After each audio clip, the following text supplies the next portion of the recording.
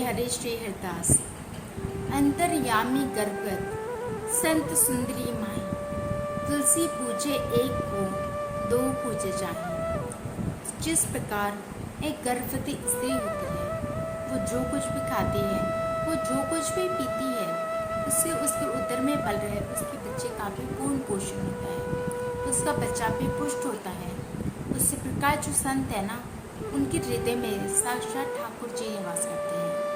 तो जब हम संत की सेवा करते हैं ना, तो ठाकुर जी स्वतः उनकी सेवा हो जाती है। तो हमें हमेशा संत की सेवा करनी चाहिए। आज परम रसिक संत, ब्रज रसिकों की परम धन, परम आराध्य, परम पूज्य, मेरे प्राण धन, मेरे गुरुदेव बाबा श्री अलबेली शरण जी का प्राकट्योत्सव है। तो सबसे पहले तो सभी शिष्य परिकर, सभी गुरु भाई बहनों को, सभी संत प्रेमियों को बाबा जी के प्राकट्योत्सव की बहुत बहुत शुभकामनाएं। मुझसे कई बार लोग पूछते हैं, और आज भी कई लोगों के मन में यह प्रश्न आ रहा होगा कि आपने अपने गुरु चेंज कर दिए। वो लोग मुझे बहुत हेय की दृष्टि से देखते हैं। वो लोग मुझे ऐसे देखते हैं जैसे मैंने कोई बहुत बड़ा अपराध कर दिया।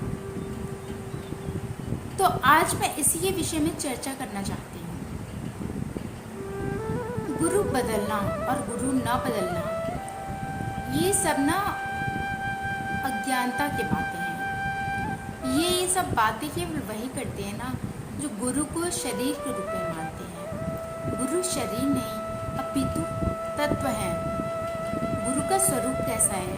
अखंड मंडलाकारम व्याप्तम येन चराचरम, जो संपूर्ण चराचर जगत पे व्याप्त हैं, वो गुरुदेव होते हैं।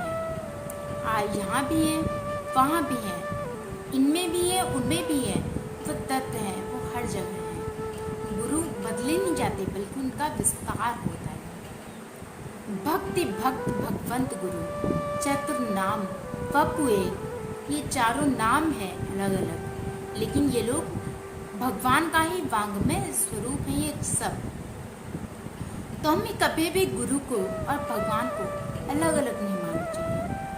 गुरु और भगवान अलग नहीं है, बल्कि वही गुरु सब रूपों में व्याप्त है।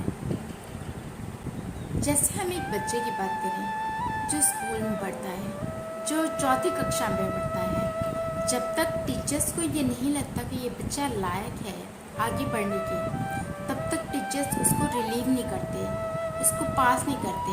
और जब तक वो पास नहीं होता, वो रिलीव नहीं होता, आगे ये कक्षा में उसको एक्सेप्ट नहीं किया जाता। उसी तरह आध्यात्मिक क्षेत्र भी है। जब तक ठाकुर जी को, गुरुदेव को ये नहीं लगता कि हमारा बच्चा, हमारा शिष्य लायक हो चुका है, वो उन्नति आगे करने के लिए सक्षम है, तब तक हम आगे नहीं बढ़ पाते, तब तक हम आगे उन्नत नहीं हो पाते। और जब उनको ये लगता है कि हम आगे बढ़ने के योग्य हैं, तो वही गुरुदेव उस रूप में जाकर हमारी उंगली थामते हैं और हमें आगे लेकर जाते हैं। तो कभी भी हमें ऐसा नहीं समझना चाहिए कि हमने गुरुदेव चेंज कर दिए। गुरु वही है, वो भी वही है, वो भी वही है, बस उन्होंने अपना रूप चेंज कर लिया। गुरु चेंज नहीं हुए, गुरु ने अपना रूप बदल लिया। अब जो कंठी बांधने वाला जीव होता है ना, वो भगवत मार्ग पर चलने के लिए पूरी तरह से मुक्त होता है। ये कोई सांसारिक विवाह नहीं है, सांसारिक बंधन नहीं है कि एक बार विवाह हो गया तो आपको निभाना ही पड़ेगा, बल्कि आप भगवत मार्ग पर चलने के पूरी तरह से मुक्त होते हैं।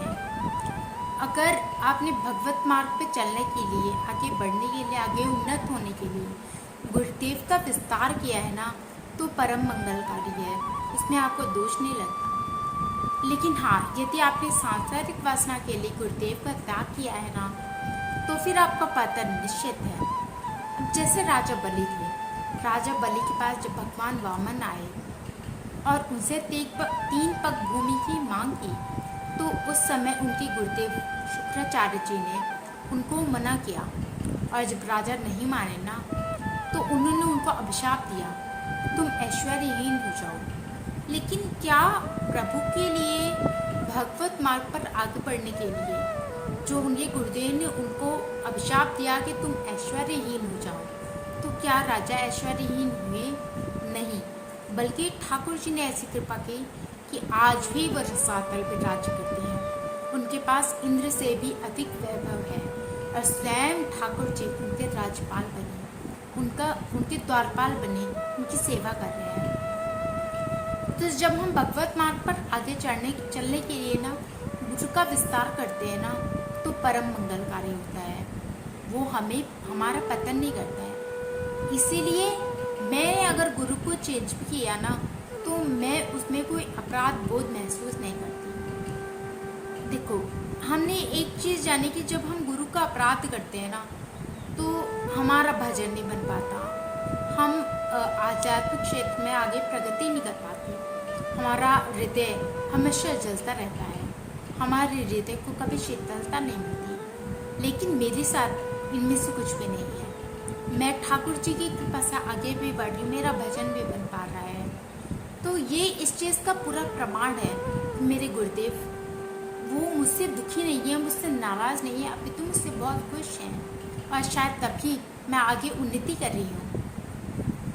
तो इसीलिए मैं आप सबसे ये विनती करना चाहूँगी कि आप लोग अगर आगे बढ़ना चाहते हैं तो कभी इस बंधन को मत बांध के रखिए कि हम गुरुदेव नहीं चेंज कर सकते। अगर आपको कहीं भी लगता है कि आपका मन शीतल नहीं हो रहा, आपको आगे बढ़ने की लालसा है, आप आगे बढ़ना चाहते हैं, तो आप गुरुदेव से प्रार्थना कर सकते हैं कि हे गुरुदेव, आप मुझे आगे बढ़ना है। यदि आप मुझे उससे योग्य समझें तो मुझे आगे बढ़ाएं। फिर आपके गुरुदेव को आपको जहाँ लेके जाना है वो ले जाएंगे।